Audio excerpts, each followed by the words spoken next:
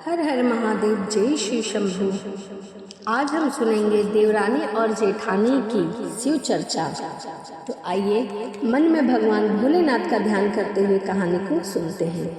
किसी गांव में एक किसान रहता था। उस किसान के 2 बेटे थे। किसान अपने बेटों से खुश था। धीरे धीरे समय बीतता गया। उसके बेटे बड़े हो गए। फिर किसान ने अपने बड़े बेटे का विवाह कर दिया।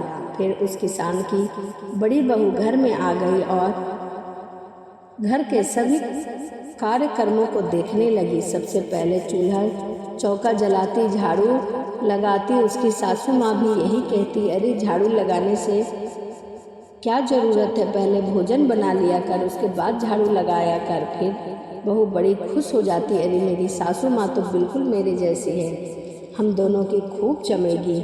बहू खाना बना लेती, खाना खा लेती, उसके बाद झाड़ू लगाया करती थी। पहले वह बर्तन तक नहीं धोती और भोजन बना लेती थी। वह सबसे पहले उठकर भोजन ही बनाने का कार्य किया करती थी। भोजन बासी आंगन में ही पड़े रहते थे। इस प्रकार माता लक्ष्मी दरवाजे से ही आकर लौट जाया करती थी। माता लक्ष्मी एक दिन बहुत ही क्रोधित हुई और उनके गेट से लौट गई और उन्होंने कहा कि आज के बाद इसके घर कभी नहीं आऊँगी। मैं प्रतिदिन इसके किसान के घर आती हूँ, परंतु बहुत ही गंदगी मिलती है। माता लक्ष्मी बाहर से ही लौट गई। धीरे धीरे उनके घर में धन संपत्ति कम होने लगी। कुछ समय बीता। फिर एक दिन किसान ने सोचा कि मैंने एक बेटे का तो विवाह कर दिया, बहू आ गई, वह घर में भी काम करती है और खेत में भी करती है। अब दूसरे बेटे का विवाह भी करवा दूँ, दूसरी बहू आ जाएगी, तब तो हमें बहुत अच्छा लगेगा। फिर किसान ने दूसरे बेटे का विवाह भी करा दिया और जब बहू आई तो वह बहू बहुत ही सुंदर थी, बड़ी सुशील थी। सारे परिवार वाले उसे देखकर बहुत खुश रहते थे।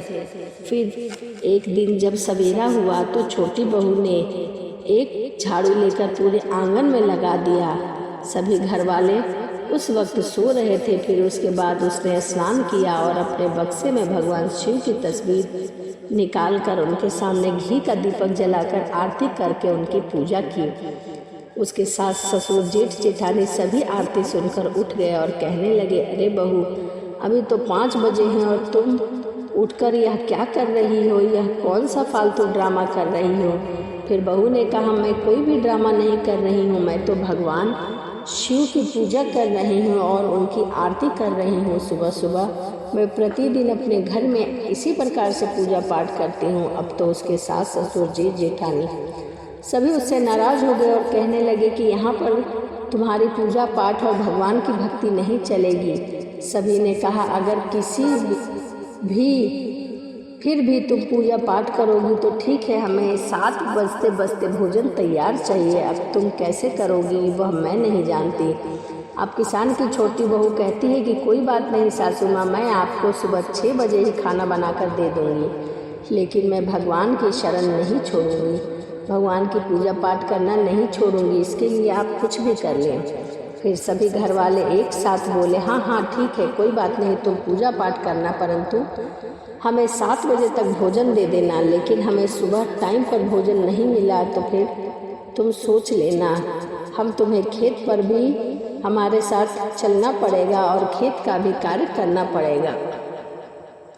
फिर किसान की छोटी बहू ने कहा, हाँ हाँ ठीक है सासू माँ, आप चाहे जो भी काम करवा लीजिए, परंतु मैं पूजा पाठ नहीं छोड़ूंगी।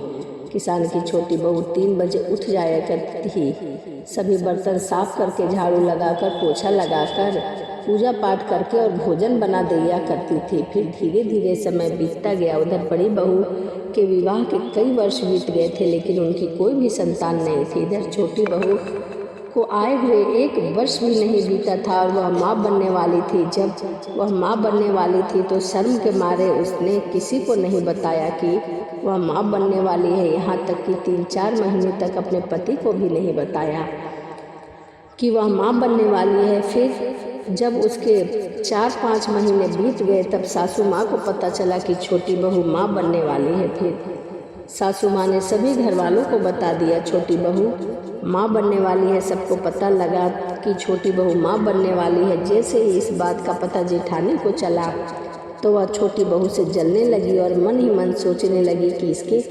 पेट में किस प्रकार मैं बच्चे को मार दूँ, तभी उसके मन को शांति मिलेगी। फिर किसान की बड़ी बहू शैतान बन गई। वह हर एक दिन कोई न कोई उल्टे सीधे कार्य किया करती थी और छोटी बहू के भोजन में ढेर सारी कभी मिर्च डाल देती, कभी नमक डाल देती।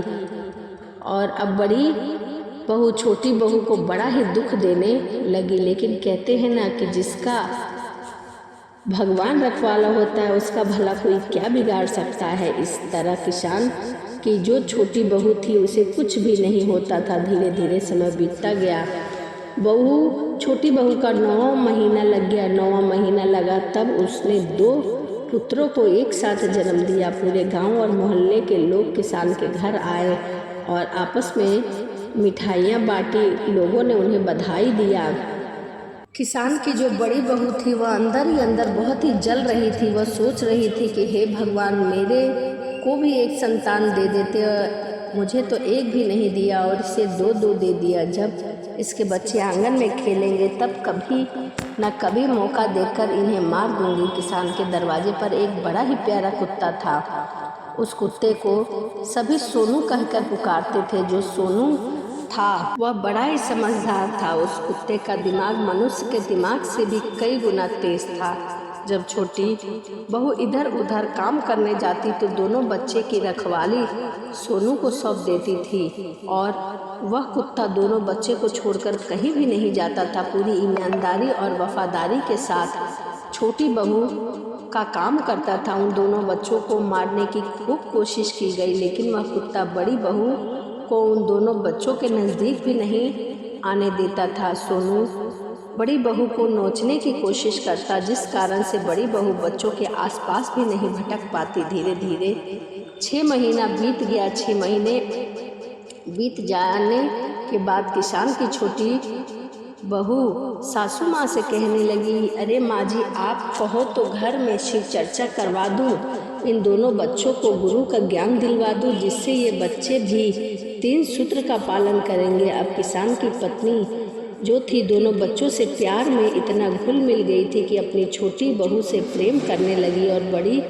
बहू से उदास रहने लगी थी। सासू माँ अपनी छोटी बहू से कहने लगती है कि हाँ, जो तुम्हें अच्छा लगे वह करो, मैं तुमसे माफ़ी मांगती हूँ बेटी। तुम इतना पूजा पाठ करती हो, भक्ति करती हो, चाहे शिव चर्चा करो, इसके लिए कोई भी मनाही नहीं है बेटी। तुम्हारी भक्ति और पूजा पाठ की ही कृपा से आज मेरे आंगन में 2-2 बच्चे खेल रहे हैं। फिर सासू माँ ने छोटी बहू को शिव चर्चा करने की इजाज़त दे दी। अगले दिन सुबह उठकर सासू माँ ने घर की साफ सफाई की और पूरे गांव में निमंत्रण दिया, मेरे घर में आज शिव चर्चा है, सभी लोग आना। उस बुढ़िया के घर आकर सभी घर वालों ने कहा कि आज खेत पर काम करने के लिए कोई नहीं जाएगा। सासू माँ ने अपने बड़े बेटे और बड़ी बहू को कहा कि तुम दोनों भी शिव चर्चा में बैठो, क्योंकि छोटी बहू पूजा पाठ करती है, जिस कारण हमारे घर में धन ध्यान 2-2 बच्चे खेल रहे हैं और तुम लोग पूजा पाठ नहीं करते,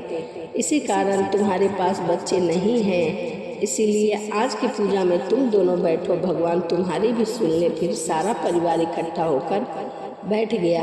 अब एक बच्चे को सासू माँ लेती है और दूसरे बच्चे को छोटी बहू ले लेती है, जिस कारण से दोनों फंस गए। फिर छोटी बहू ने कहा, माँ जी, हम बच्चे को लेकर शिव चर्चा में कैसे बैठेंगे, इसीलिए मैं इन दोनों बच्चों को मेरी जेठानी को दे देती हूँ। फिर छोटी बहू ने दोनों बच्चों को अपनी जेठानी को दे दिया। जेठानी ने बच्चे को लेकर लोरी सुनाने लगी, जिस कारण से वह दोनों बच्चे नींद में आ गए। फिर जब नींद आ गई तो कहने लगी, दोनों बच्चे सो गए हैं, क्या आप पलंग पर सुला दो? फिर उसकी देवरानी ने कहा कि ठीक है, सुला दो, इन दोनों को एक चद्दर से ढक देना, जिससे इनकी नींद जल्दी ना खुले। जेठानी ने कहा, हाँ हाँ ठीक है। जेठानी ने उन दोनों को सुला दी। इधर देवरानी अपनी जेठानी की बात समझ ना सकी। उधर जेठानी दोनों बच्चों को सुलाकर अपनी देवरानी के पास वापस आकर कहने लगी, और कोई काम हो तो बता दो। छोटी बहू ने कहा, आप भी पूजा में बैठ जाइए। फिर उसकी जेठानी ने कहा, हाँ मैं तो पूजा में बैठूंगी। फिर उस जेठानी ने कमरे में जाकर दोनों बच्चों के सर को धड़ से अलग कर दिया। दोनों बच्चों की गर्दन बड़ी बेरहमी से काट दिया। बच्चे नींद में सोए हुए थे, नवजात शिशु थे, इसलिए उनके मुख से चीख तक नहीं निकली। और जेठानी फिर से दरवाज़ा बंद करके शिव चर्चा में आकर बैठ गई। बार बार छोटी बहू दीपक जला रही थी, लेकिन दीपक बार बार बुझ रहा था। भगवान शिव की तस्वीर नीचे गिर रही थी, कभी पूजा का सामान नीचे गिर रहा था। सभी लोग कहने लगे, अरे बहन, यह क्या हो रहा है? यह तो अब शगुन है। बार बार दीपक क्यों बुझ रहा है और सामान भी गिर रहा है? इसीलिए दीपक नहीं जल रहा। चलो शिव चर्चा शुरू कर दो। दीपक बुझा हुआ था और उन्होंने शिव चर्चा शुरू कर दी, लेकिन चर्चा में किसी का भी मन नहीं लग रहा था। धीरे धीरे चर्चा समाप्त हो गई। अब चर्चा समाप्त होते ही देव ऋषि नारद कैलाश पर्वत पर भगवान शिव के समीप जा पहुँचे और कहने लगे, हे भोलेनाथ, आप समाधि में खोए हुए हो, जरा आप आंखें खोलकर नीचे देखिए। भगवान शिव ने देखा कि यह तो बड़ा ही अनर्थ हो रहा है। फिर नारद ने कहा, प्रभु, जिसने यह अनर्थ किया है उसको सजा मिलनी ही चाहिए। जिसने पुण्य किया है उसको पुण्य मिलना चाहिए। आप तो कहते हैं कि जो आपको सच्चे मन से पुकारता है आप उसकी पुकार सुन लेते हैं। और हे प्रभु, उस औरत के बच्चे मरे हुए हैं और वह औरत चर्चा में बैठी हुई है। सभी लोग शिव चर्चा कर रहे हैं। उसी जगह पे आपके भजन, आपके नाम का गुणगान कर रहे हैं। यह क्या हो रहा है? उसके बच्चे के लिए और उसके घर परिवार की सुख शांति के लिए कर रही है। फिर भगवान शिव और नारद मुनि दोनों वहाँ से चल दिए। दोनों सन्यासी का रूप धारण करके शिव चर्चा भक्त औरतों के बीच में आकर खड़े हो गए और अलख जगाने लगे। फिर उन लोगों ने देखा तो कहने लगे कि अरे, तुम्हारा भाग्य बड़ा अच्छा है जो तुम्हारे आंगन में इस समय 2 सन्यासी आ गए हैं। शीघ्र जाओ और उन्हें अंदर ले जाओ। घर के लोग गए और जाकर कहने लगे कि चलिए बाबा, अंदर चलिए। भगवान शिव और नारद मुनि को वेश बदले हुए देखकर दोनों अंदर चले गए। तब तक चर्चा खत्म हो चुकी थी और प्रसादी बांटने की तैयारी हो चुकी थी। इधर भगवान शिव और नारद मुनि आंगन में विराजमान हो गए। इधर जेठानी ने अपना रंग दिखाया और चर्चा में आए हुए लोगों से कहने लगी, अरे देख क्या रही हो? इसको मारो, यह कोई साधु नहीं है, यह बच्चा चोरी करने वाला है। फिर लोगों ने कहा कि नहीं नहीं, ऐसी कोई बात नहीं, यह दिखने में साधु महात्मा ही लगते हैं, बच्चे चुराने वाले नहीं हैं, यह बच्चे चुराने वाले ही हैं, इन्हें मारो। जेठानी बार बार ऐसा कहने लग गई, परंतु लोगों ने कहा कि नहीं नहीं, यह साधु महाराज है। फिर कुछ बुजुर्गों ने कहा, बाबा बैठो, प्रसादी खा कर जाना। फिर किसान की पत्नी अपनी छोटी बहू से कहती है कि बहू, जब से चर्चा में बैठी है 3-4 घंटे से ऊपर हो गया है, लेकिन तुमने बच्चों को दूध नहीं पिलाया। बहू ने कहा, माँ जी मैं काम में व्यस्त थी, इसीलिए बच्चों को दूध ना पिला सकी। फिर छोटी बहू जैसे ही कमरे के अंदर जाती है तो देखकर हैरान रह जाती है। उसके दोनों बच्चों के सिर कटे हुए हैं और पूरे बिस्तर पर खून का लहूलुहान हुआ है। यह देखकर वह बेहोश हो गई और वहीं गिर पड़ी। बहू वापस नहीं आई तो सासू माँ ने जाकर देखा, बहू बेहोश होकर पड़ी थी और दोनों बच्चे मरे हुए थे।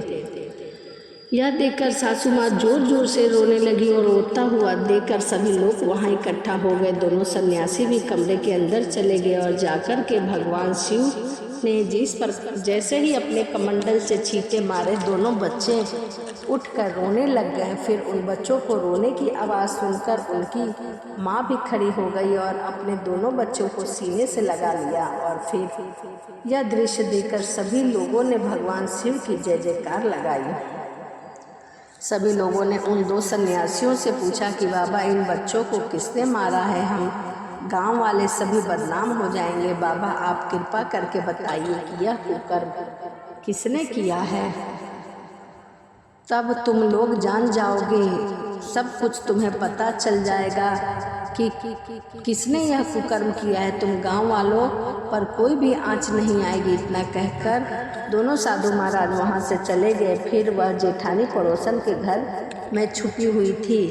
फिर उसने जो कुत्ता रखा था वह जाकर उसको नोचने लगा, पूरे शरीर पर जख्म डाल दिया, उसके तन के सारे वस्त्र फाड़ दिए। फिर वह कुत्ता उसे पकड़कर खींचता हुआ अपने घर ले आया। उसे देखकर सभी लोग समझ गए कि यह कुकर्म इसी ने किया है। फिर छोटी बहू ने उस कुत्ते से कहा, अरे सोनू, तुमने इन दोनों बच्चों की रखवाली नहीं की। फिर उस सोनू ने सिर हिलाते हुए कहा, नहीं, तुमने बच्चों को मेरे हवाले नहीं किया था, तुमने तो बच्चों को इस डायन के हवाले किया था, इसी ने तुम्हारे बच्चों के साथ विश्वासघात किया है। फिर छोटी बहू ने कहा, हे भोलेनाथ, ऐसी जेठानी किसी को न देना। एक तो खुद के संतान नहीं और दूसरे को संतान को यह देखना नहीं चाहती है। तुम औरत नहीं, औरत के नाम पर कलंक हो। तुम जल्दी से जल्दी अपने कपड़े बांधो और इसी वक्त यहाँ से चली जाओ। तो यह देवरानी और जेठानी की शिवचर्चा की कहानी थी। वीडियो आपको कैसी लगी कमेंट जरूर करिएगा। कमेंट में हर हर महादेव लिखना ना भूलें। तो चलिए इसी के साथ वीडियो को समाप्त करते हैं और मिलते हैं अगली वीडियो में। हर हर महादेव, जय शिव शंभू।